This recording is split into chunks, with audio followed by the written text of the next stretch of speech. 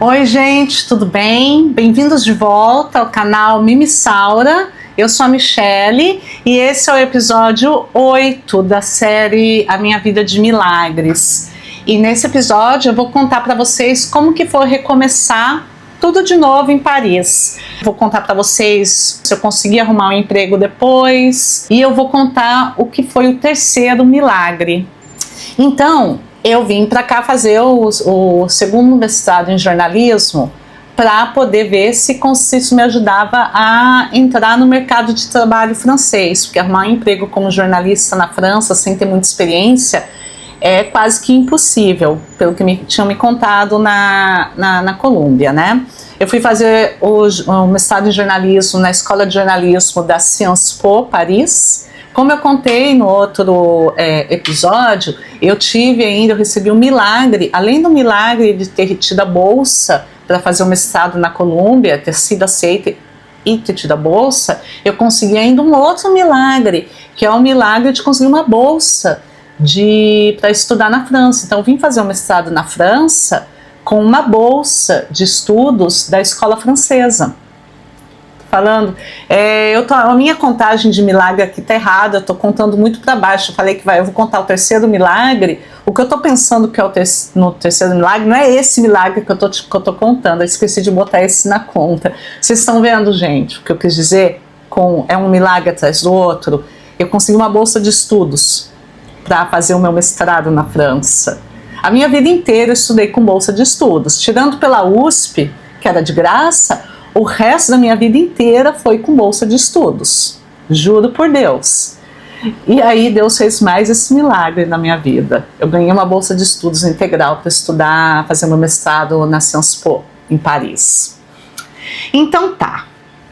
Aí eu tive que fazer um crédito estudantil de novo com o governo americano, não com o governo francês. Fiz um crédito estudantil com o governo americano, não para pagar a escola, mas para pagar o meu custo de vida. Porque o meu ex-namorado, na época, ele tinha falado que eu não precisava me preocupar com isso, que ele custearia, que podia custear o meu custo de vida, bancar o meu custo de vida, né, me alimentar, eu ia morar na casa dele, ele ia se ocupar dessas contas de eletricidade, que eu não tinha que me preocupar com nada disso, com comida, nada. Mas eu quis fazer o empréstimo porque eu não queria ficar na dependência total dele, entendeu? Já imaginou, gente, pedir dinheiro pro namorado para comprar um mods? Mods é um termo antigo, um absorvente. Muito chato, né? Qualquer coisinha que eu quisesse comprar, um café, eu ia ter que pedir dinheiro para ele. Não queria ficar na dependência, então eu fiz o crédito estudantil para poder pagar as coisas, né? Aí logo que eu comecei a faculdade, o mestrado na França em agosto de 2015, logo em seguida, já em agosto, a faculdade arrumou uma entrevista para mim, para eu fazer um estágio na AFP, Agence France Presse. Eles são uma agência de notícia muito grande no mundo, então eles têm jornalistas no mundo inteiro que cobrem reportagens de vários lugares do mundo e vendem essas reportagens para outros jornais no mundo inteiro, inclusive no Brasil. Então era uma agência de notícias. Eles arrumaram a entrevista para mim, eu fui fazer a entrevista, passei na entrevista, peguei o estágio. Aí eu comecei a fazer o estágio. Então minha vida era assim, eram 3 dias de estágio, o dia inteiro, trabalhando na redação da AFP, e 2 dias por semana eu tinha aula o dia inteiro, de manhã até a noite. Então a minha primeira aula, acho que começava umas 8 horas da manhã, e eu morava a 1 hora de metrô da escola. E aí eu tinha aula até as 9h30 da noite. Isso era na quarta e na quinta. Então eu ia para a AFP na segunda, na terça e na sexta, e na quarta e na quinta eu tinha aula o dia inteiro. Eu terminei o mestrado em junho. Aí 2 meses depois eu arrumei um emprego de jornalista de vídeo. Eu fazia, na verdade, tudo, né? Era um jornal pequeno, um jornal francês, e o dono do jornal tinha resolvido fazer lançar um aplicativo, um app, para crianças americanas. Então era para explicar as notícias para criança de 10 a 12 anos. Então ele me contratou para a equipe americana. Aí eu escrevia, eu fazia pesquisa, ele dava o tema e falava, então vocês têm que falar sobre tal coisa. É baseado na atualidade dos Estados Unidos. Aí nos Estados Unidos a gente reproduzia com explicação para a criança. E como eu já tinha dado aula para criança, na época que eu morava no Brasil ainda, lembra que eu falei que eu era professora de inglês, que eu dei aula para várias idades, inclusive criança? Então eu tinha uma certa facilidade para fazer esse trabalho, de pegar uma notícia complicada e transformar numa coisa simples para poder ser explicado para a criança. Então meu trabalho começava assim, eu fazia pesquisa, escrevia o texto que ia ser falado, né? Aí filmava as imagens, montava tudo e colocava a voz no final. E aí isso ia para o aplicativo. Aí a minha família conseguiu vir me visitar em 2017. Veio a minha mãe e o meu irmão. Só que eles ficaram só 5 dias, porque meu irmão não tinha muitos dias de folga, né? Então só puderam ficar 5 dias. Não deu para eles verem muita coisa, gente. 5 dias é muito pouco, ainda mais que você fica com o corpo ruim da viagem no primeiro dia, né? Mas a gente tentou ver o máximo possível. E aí um dos dias a gente pegou o trem para Luxemburgo. Então a gente foi para outro país, a gente foi visitar o Luxemburgo, a gente passou o dia lá e nós voltamos. Aí depois que a minha família foi embora, acabou que eu fui mandada embora, eu fiquei desempregada. Porque o aplicativo não estava vendendo, porque as pessoas nos Estados Unidos, para usar o aplicativo, elas tinham que pagar uma mensalidade. E não estava dando, não estava rendendo, não estava dando lucro, estava dando prejuízo. Aí o meu chefe acabou fechando o aplicativo, acabou o aplicativo, aí eu perdi emprego. A minha história é uma história de milagre e de desemprego, vocês já perceberam? Eu perdi emprego, aí eu mandei currículo para tanto lugar, tanto currículo, gente. Aí eu fiz um teste num lugar, aí não passei. Aí fiz um teste num outro lugar e não passei. E foi isso. Durante 10 meses eu tive só 2 entrevistas. E aí eu percebi que o que a Columbia tinha me falado era verdade. É muito, muito difícil você conseguir um emprego no mercado francês quando você tem pouca experiência. Aí o que acontecia?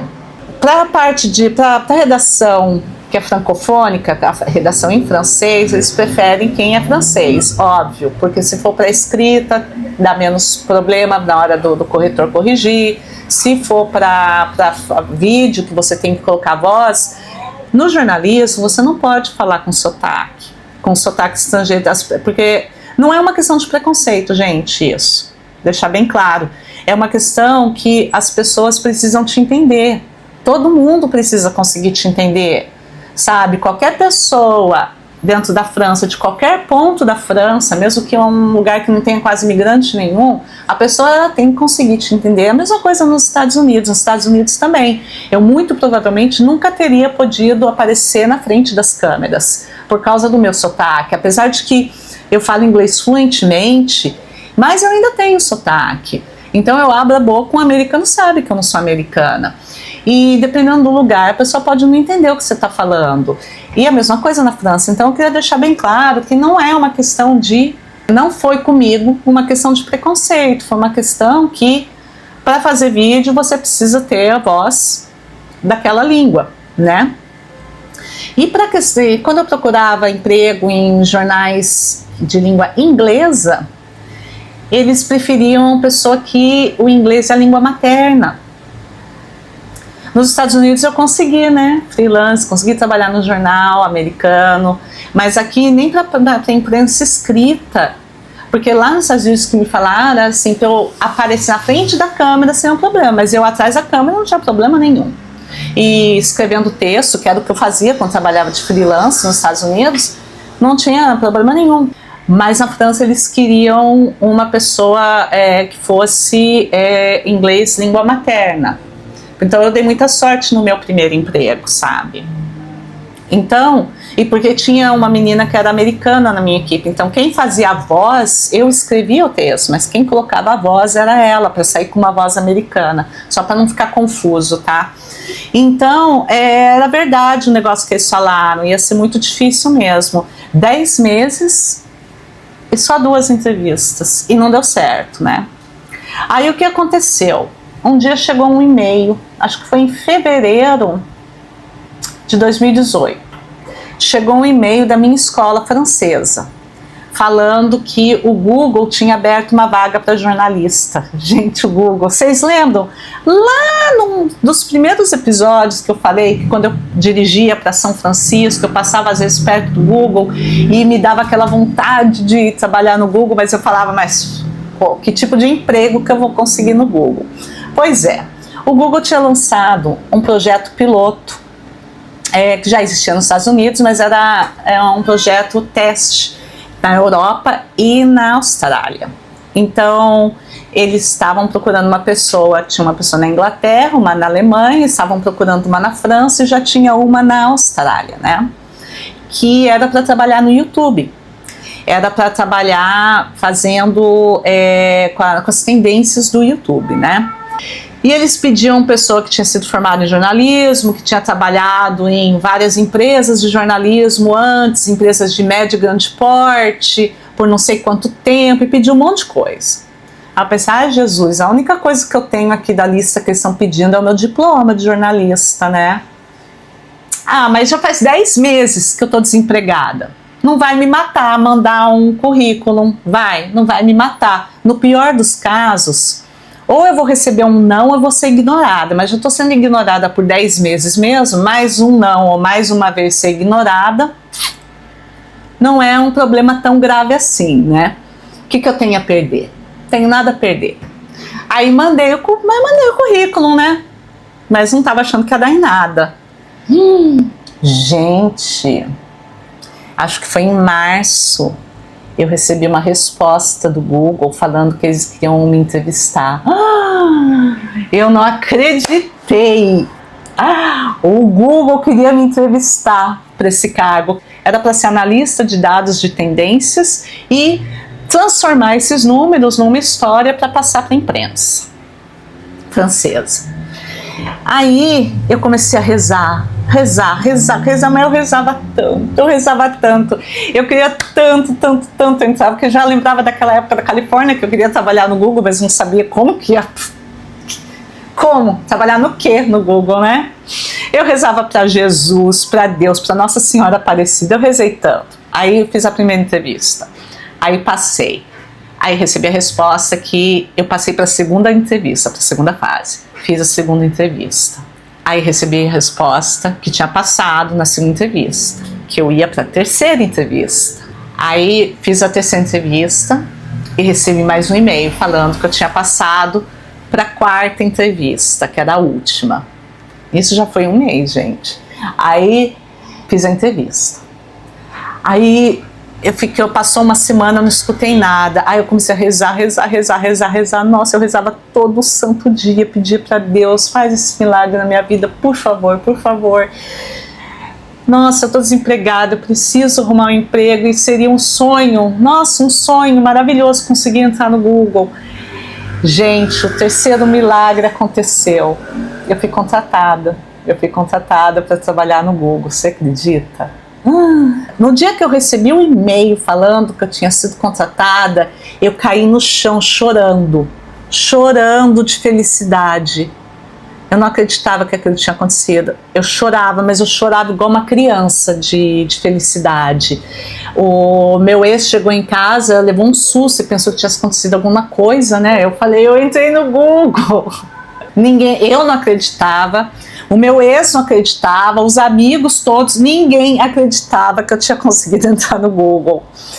Entrei para ser responsável por todas as novas tendências do YouTube na França. E aí meu trabalho era fazer com que a imprensa francesa publicasse publicasse essas tendências nos jornais daqui, né? Aí o primeiro dia no Google, para mim, eu entrei lá, eu fiquei maravilhada com tudo, sabe? tudo era tão lindo, tudo aparecia assim, pra mim parecia a Disneylândia, parecia que eu tava na Disneylândia. Não é que tinha o Mickey e o Pateta, não tinha Mickey e Pateta, mas tudo é como se fosse um outro mundo lá dentro, sabe?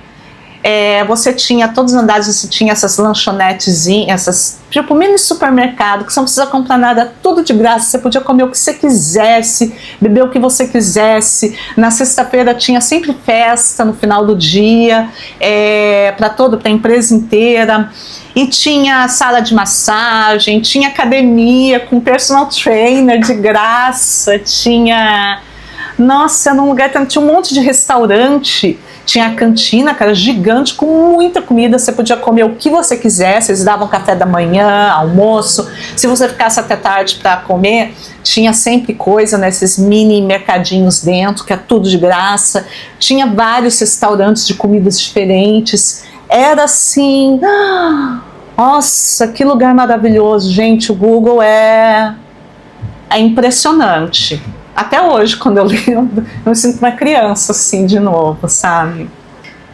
Foi maravilhoso o Google. Não, foi realmente maravilhoso. Foi o melhor lugar que eu já trabalhei na minha vida. Assim, de longe, é impressionante. E esse foi o que eu chamo de terceiro milagre, apesar de que você já vendo que teve vários milagres antes. Entre os grandes milagres, né? Esse foi o terceiro grande milagre, mas tiveram todos esses outros milagres entre tempo. Mas todas essas alegrias que eu tive no Google em 2018, foi bom que eu aproveitei 2018, porque nada me preparava porque estava me esperando em 2019. Nada me preparava que eu viria para o ano seguinte. E eu vou contar essa história para vocês no próximo episódio. No episódio 9, eu vou contar o que aconteceu. 2019 foi o ano mais difícil da minha vida. 2019 e 2020 foram os anos mais difíceis da minha vida. Acabou meu relacionamento, vocês vão saber disso também, os detalhes. Aconteceu um monte de coisa, foi muito difícil. E eu estava à espera de um milagre. E o quarto milagre aconteceu. E eu vou contar para vocês essa história no próximo episódio. Tá bom, gente? E se você tiver milagre para contar que aconteceu na tua vida, gente, por favor, conta. Eu amo ficar sabendo das histórias de milagres de outras pessoas e eu sei que isso ajuda outras pessoas, as pessoas que estão lendo, às vezes, é tudo que elas precisam para dar aquele ânimo, para dar aquela esperança, para continuar caminhando, para continuar indo para frente. Faz uma diferença de verdade na vida das pessoas. Às vezes a gente pensa que ninguém vai ler, as pessoas leem, as pessoas comentam e toca o coração delas. Como eu disse no primeiro episódio dessa série, eu resolvi fazer essas séries por causa de um vídeo do YouTube que eu assisti, de um comentário que eu li, que me tocou profundamente no meu coração, entendeu? Então, conta a tua história também, bota nos comentários, de repente uma frase que você coloca ilumina o dia de alguém, dá força para alguém para continuar naquele dia, tá bom? Muito obrigada por ficarem até o final desse vídeo. Gente, dá aquele apoio pro canal, bota um joinha, curte para dar uma força pro canal. Se você não for inscrito ainda, se inscreva, compartilhe. Então até a próxima. Um grande beijo. Gente, muito obrigada pela audiência. Não esqueçam de curtir, compartilhar, comentar e se inscrever no canal se você não for ainda inscrito. Valeu, gente!